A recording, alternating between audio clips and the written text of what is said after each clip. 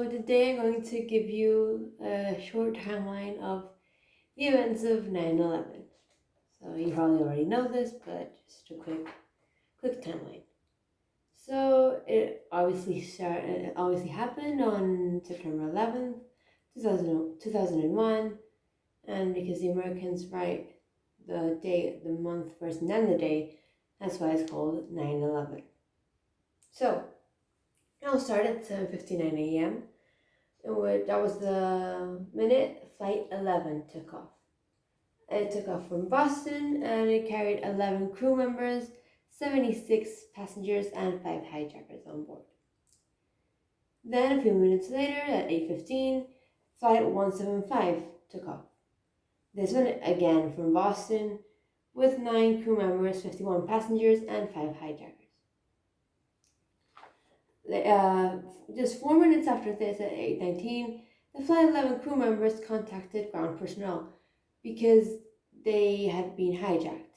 And, well, this flight attendant, she called air traffic controllers, but then the hijackers cut off the transmission after 2 minutes. Then at 8:20, so 1 minute later, Flight 77 took off. This one took off from Virginia and it carried 6 crew members, 53 passengers, and 5 hijackers. 4 minutes later, 8:24 a.m., Flight 11 hijacker, he transmitted a message accidentally. He didn't mean to, but he hit a wrong button or whatever and ended up transmitting the message to air traffic controllers, essentially alerting them of the hijacking going on. One plane that received this message was Flight 175. This flight would go on to be hijacked a few minutes later, but the pilot knew beforehand that it was going on in another flight. But of course, if you're that pilot, you'd think, oh my god, this flight is getting hijacked, but it's just one flight. I'm not going to get hijacked. But of course he did. Then a few minutes later, 8:42 a.m., Flight 93 took off from New Jersey with 7 crew members, 33 passengers, and 4 hijackers. Then just 4 minutes later, the first hit happened. 8:46 a.m., the North Tower was hit by Flight 11. This was hit between floors 93 through floor 93 to 97. No, 93 to 99. And everyone on board the plane was killed. Now, of course, this happened really quickly, and people didn't exactly know what just happened. People assumed maybe there's theories that there was a bomb or whatever at the time, apart from the conspiracy theories, which I'm not going to get into. But at the time, people thought, once it was clear it was a plane, that a plane had just malfunctioned and hit the tower. President Bush, he was at an elementary school, and he was informed that this had happened. But of course, he didn't really do anything about it because, well, it was just one rogue plane. Yes, it was a tragedy, but it wasn't a matter of national security, it's just one plane. They started evacuating places like the North Tower and then the South Tower. Although this one, like South Tower, was deemed safe, but then it was evacuated just in case. And that way a lot of lives were saved. Then around 9:03 a.m., the South Tower was hit. This was Flight 175, the second one took off. And it was hit between floors 77 through to 85, and they were approximately the same height, so even more people got trapped in the top part. And like with the North Tower attack, all people on board of the plane were killed. Then just a few minutes later, 9:37 a.m., the Pentagon was attacked. So it was Flight 77 and all were killed, and yeah, we just flew right into the side of the Pentagon. Then a few minutes later, 9:59 a.m., so just, well, not even an hour after the South Tower got hit, it collapsed.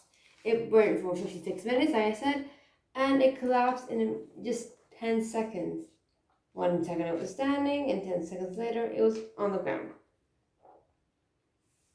Many people were trapped there, many were killed, and firefighters trying to help, some got killed too, including, I don't know if you know who he is, Pete Davidson. He's a famous comedian. He dated Ariana Grande. His dad, he was a firefighter in 9/11, and he got killed helping people. Then a few minutes later, literally 4 minutes later, the Flight 93 crashed in a field in Pennsylvania. So all on board were killed, and it was theorized that this was going to hit either the White House or the Capitol building, because the field where the plane crashed was around 20 minutes from Washington, D.C. So obviously the passengers on the flight, and there's phone records of this, they knew they were being hijacked. They had heard from their phones that there had been the attack on the North and the South Tower, Twin Towers, and the Pentagon had been attacked. So they obviously knew what was happening, and once their plane got hijacked, they knew they were next. And they knew they were going to hit a government building. So a group of passengers attacked the hijackers, and the pilot had been killed. And, they knew they were going to die either way. There was no way they could get control of the plane back. So they just tried to aside the hijackers and crashed the plane in a field, so no one else got killed. And that was a good thing. I mean, many died, but they saved many lives. And then a few moments later, 10:28 a.m., the North Tower collapsed, which burned for 102 minutes, so almost double the South Tower did. And it collapsed it took longer to collapse. Thing is, because when the North Tower was hit, they started evacuation in the South Tower, in the Pentagon, in the White House, in the Capitol. The Vice President, Dick Cheney, or you say it, he was put in the not bunker, but in a safe place in the White House. Bush, he was still the elementary school when the South Tower got hit, and that was clearly intentional. So that's when they just stopped, and then they gave an address. And because of the North Tower being attacked, that's why they saved many lives. Still, in the North Tower collapse, over 1,600 people died. And that is 9/11 quick summary. There's phone records, phone records of people on the flight calling their loved ones just to say goodbye and to tell them what's going on. And then pictures of the World Trade Center. There's a famous falling man picture.